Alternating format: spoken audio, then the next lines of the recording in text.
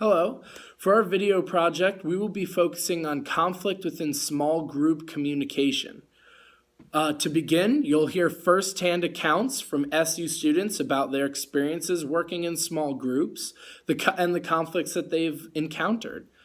That will then be followed up by a discussion about us with things such as potential resolutions for these small group conflicts.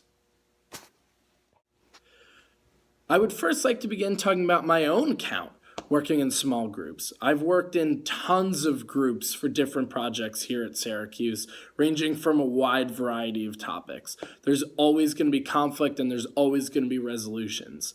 The big thing is determining the severity of the conflicts that arise within these small groups.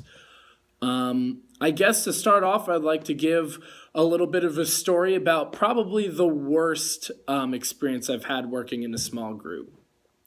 This actually came last semester working in a group for the business school.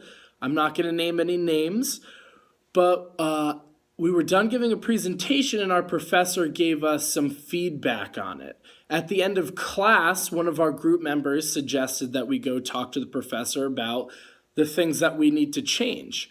When we went to go talk to our professor, she proceeded to start yelling at her, telling her that she was basically wrong.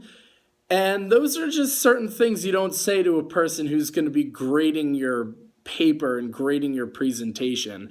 So there was kind of some inner conflict within our group about like how to tame her and how to proceed in the future. And so that was kind of a big problem that we had to deal with right then in the moment because we didn't know it was going to happen.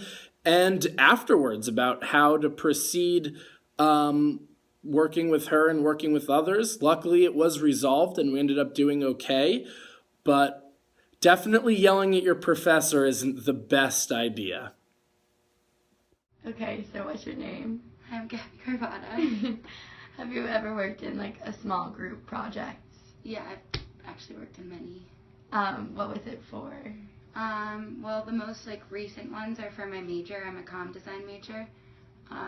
It's group projects on logos and other things like that. Okay, and did you like working in a small group or no? It depends on the group, I guess. If they're really easy people to work with and everyone's good at taking responsibility, then it goes smoothly and it's way easier than working alone. But if not everyone's on the same page, it tends to be a lot harder than working alone, and so yeah. Have you ever had conflict working in a small group? Yeah, I mean, there's the basic conflicts how getting everyone to meet and when finding time that works for everyone. And then there's other conflicts workload, who has more work. Some people tend to get more work than others because people slack off when they work in a group. So yeah. Do you have an example of a conflict that arose during a small group project? Yeah, so I was doing a group project. It was the first group project of this year, and they assigned the groups. Luckily, I had one of my friends in the group with me, but the other two girls I had just met by being assigned. And at first it was fine, everyone was doing their share, but as the work went on, some people started to slack off or really couldn't meet, and it got to be very hard to finish the project. But then we finished it and we got our struggles out and it was fine in the end. So what's your name? Lauren Sharkey. And have you ever worked in a small group? Yes. Do you like working in small groups, or do you prefer to work alone? It really depends on the people that you're paired with, I think. And when you worked in the small group, did you ever have conflicts with it? Yes, I did have a lot of conflicts. Can you explain or tell a story? The people I was working with, it was really hard to get in contact with them, especially when they would say that they would do their work on time and then they ended up not, but then they wouldn't respond to my texts or my emails. Wait, were you trying to reach them on everything? Yeah, I would write, we had a Google Doc, and you know how you could see when people are typing? I would write to them on the Google Doc because they weren't answering their emails or text messages, and they still wouldn't answer. But I could see that they were looking at the Google Doc. Have you ever worked in a small group? Yes. Do you prefer working in a small group, or would you rather work individually? I'd rather work individually Why do you prefer working individually? because like my experience working in groups is like there's usually a lot of time conflicts and it's a lot more efficient if you just work on your own because like although like you bounce off of each other's ideas, I think it's easier if you're working by yourself because you can work around your own schedule and you don't have to really revolve like with what time you want to do assignments around your group members. When you worked in a small group, did you ever face a problem? And if so, can you give an example of a time that this occurred? Actually, right now I'm in a group for my Common 17 class and we're supposed to film like a draft for our campaign and like most of my group hasn't answered me like the whole weekend and like I texted them today and like they still haven't answered, so I'm basically doing everything by myself, which is like a huge issue because it's a really big project, but like the problem is working with a group, it still has to get done, so I'm basically doing everything on my own. What's your name? Charlotte. Have you ever worked in a small group? Yes.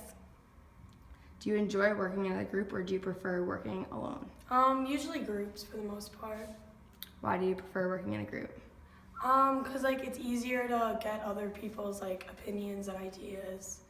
And like I think it just like is easier. I don't know. When you worked in a small group, did you ever face a problem? And if so, explain what it was or give a scenario. Yeah, I mean, like usually I don't experience problems, but I have before when like people don't finish like their parts of the work and like your grade will suffer because they didn't do what they were supposed to do. When conflict does arise, it's important to encourage the group to be we-oriented, de-escalating, cooperative, and supportive. You have to be proactive when trying to resolve conflict. There are many different styles of how to go about solving conflict within a group. First, you could collaborate. This includes confrontation, which is talking and solving an issue head-on by being direct and honest. Integration, which is a collaborative technique that devises creative solutions that are mutually satisfactory for all parties. And smoothing, the act of calming agitated feelings of group members. You could also solve conflict by accommodating. This yields to the concerns and desires of others by showing high concern for the social relationships rather than task accomplished. Third, you could incorporate compromising. This is to give up something to get something. You're showing concern for both group relationships and task accomplishments. And lastly, avoiding. Avoiding conflict by changing the subject after a disagreement. And avoiding is only appropriate when the consequence of confrontation is hazardous to the group. It's extremely important to choose the style that will best solve the conflict within the group. Overall collaborating is the most effective way to solve a conflict. When the group is having a conflict, it's best to clearly communicate what the issue is and then find ways to solve it without offending or escalating the issue. The textbook defines conflict as the expressed struggle of interconnected parties who perceive incompatible goals and interference from each other in attaining those goals.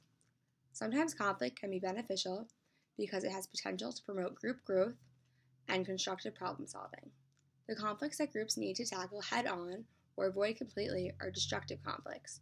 These conflicts include dominating, escalating, retaliating, and competing conflicts. The major difference between these different types of conflicts are how competent the communication is when trying to solve a specific conflict. As seen in the previous interview videos, some of the people would rather work individually versus working in a group. One major reason people would rather work individually over working in a group that was seen across a number of the interviews that we conducted was to avoid conflict. However, working in a group can be beneficial even if conflict does arise because more ideas are being shared, which can result in an overall better product.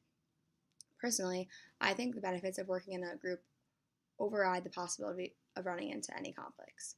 The more ideas that are shared, the better, and by using different techniques, group conflicts can be managed or solved easily. When conflict does arise, it is important to encourage the group to be we-oriented, de-escalating, cooperative, and supportive. There are many different styles on how to go about solving a conflict within a group.